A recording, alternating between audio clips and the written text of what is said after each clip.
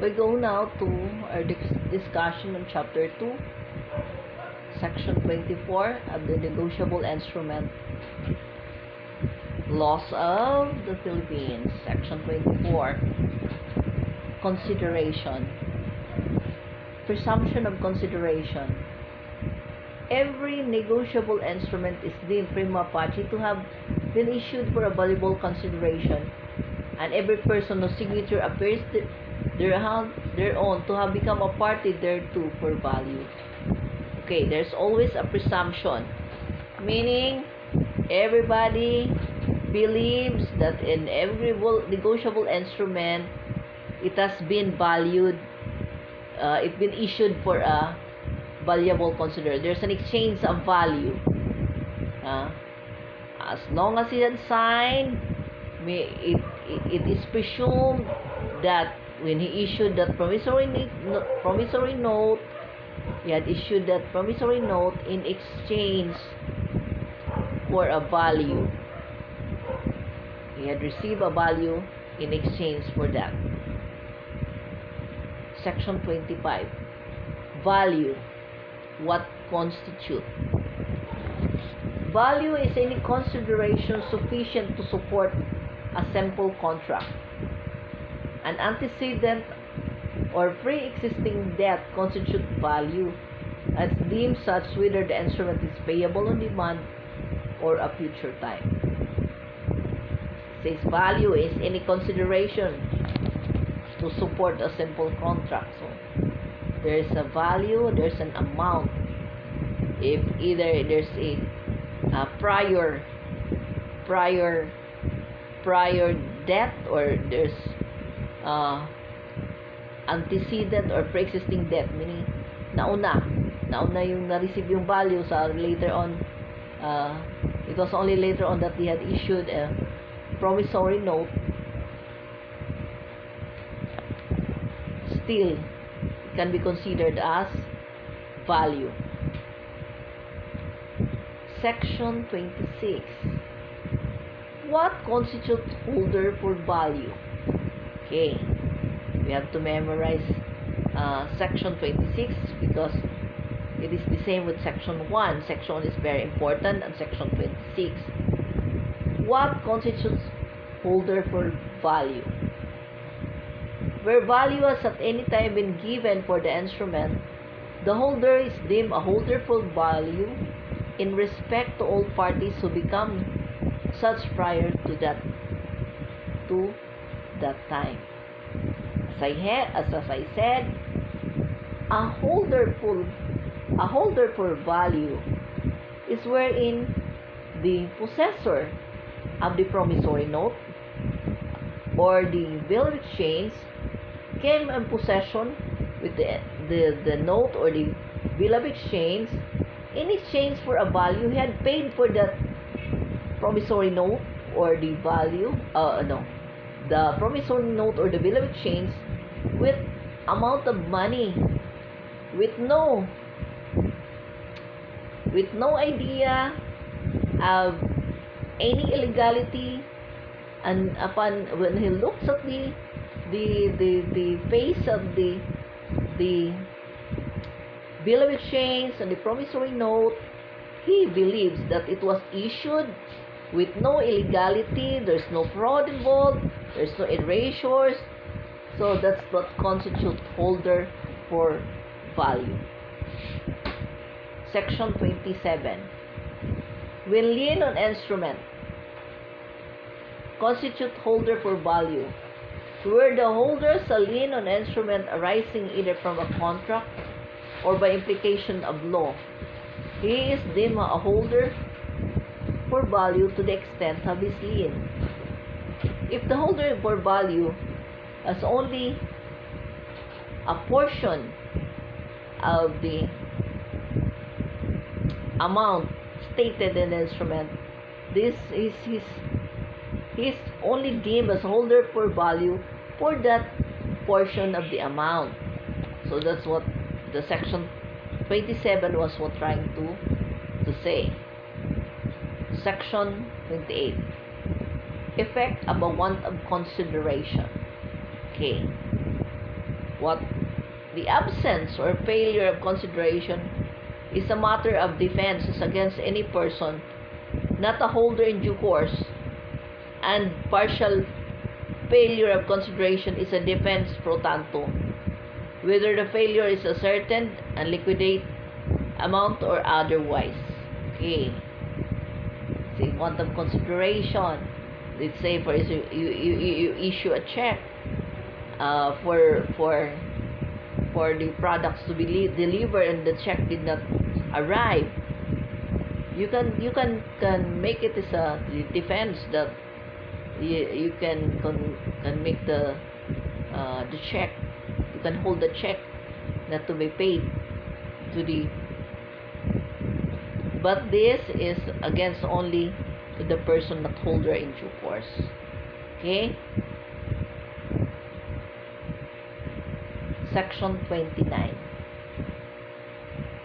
Liability of accommodation party.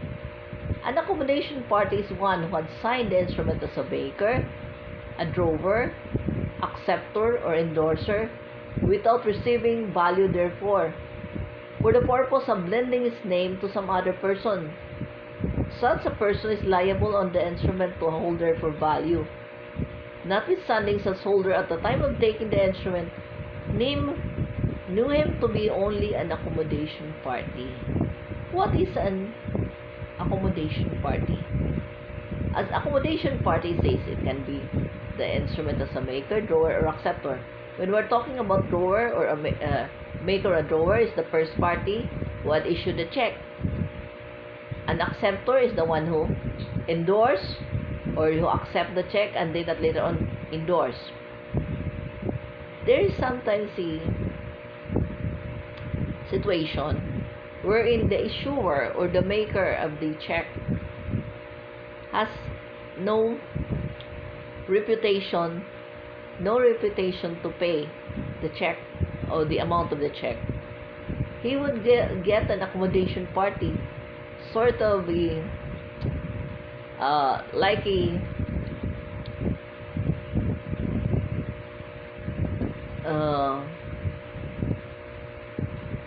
it's like a person that would vouch for the validity of the check. It is called accommodation party. He did not receive any amount or the value, but he signed in order to vouch for the payment of the check or the promissory note. As a second, if was making it as an acceptor or endorser.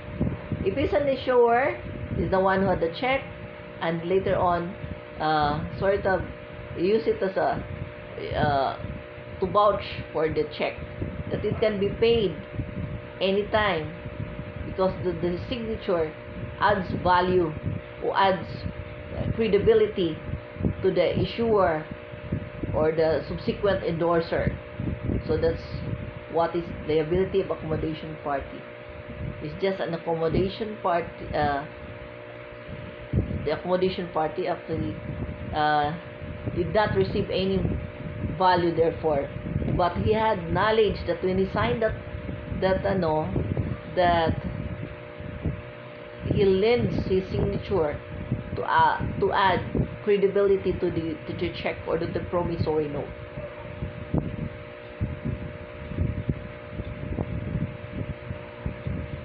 Chapter 3, Negotiation. What constitutes negotiation? An instrument is negotiated with its transfer from one person to another in such manner to constitute the transfer in the holder thereof. If payable to the bearer, it is negotiated by delivery. If payable to order, it is negotiated by endorsement of the holder completed by the delivery. So, when we're going to about a negotiable instrument, we're talking that a negotiable instrument it can be negotiated or transferred from one person to the another. So that's what we call negotiation. This is in contrast with the assignment, as we're talking. In negotiation, the party negotiated of the promissory note has the more the right than the prior party. How can it be negotiated? If it's a payable to bearer, it is negotiated by delivery. If it's payable to order, it is negotiated by the endorsement by the holder completed by delivery. So it is signed at the back, or if it's sent, you signed it, then delivered. So it's only by if it's payable to bearer, only by delivery. If it's payable to order, negotiated and signed by delivery and completed by delivery rather. Section 31. Endorsement how made. The endorsement be written on the instrument itself or upon a paper attached thereto.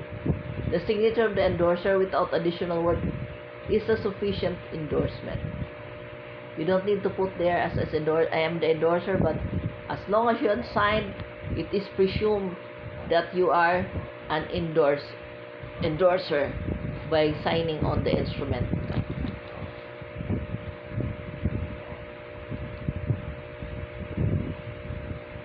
Section 32. Endorsement must be of entire instrument. The endorsement must be an endorsement on the entire instrument. An endorsement which purports to transfer to the endorsee a part only of the amount payable, or which purport to transfer the instrument to two or more endorsees severally, does not offer it as a negotiation of the instrument, but where the instrument has been paid in part, it may be endorsed as to the residue. So it must be endorsed for the entirety of the whole amount. So there's no such thing as negotiation for a portion only and the other is to be endorsed to the other similarly. So the negotiation or the transfer must be for the entire amount or the entire instrument. So there can never be a partial endorsement, only by the whole amount. Okay.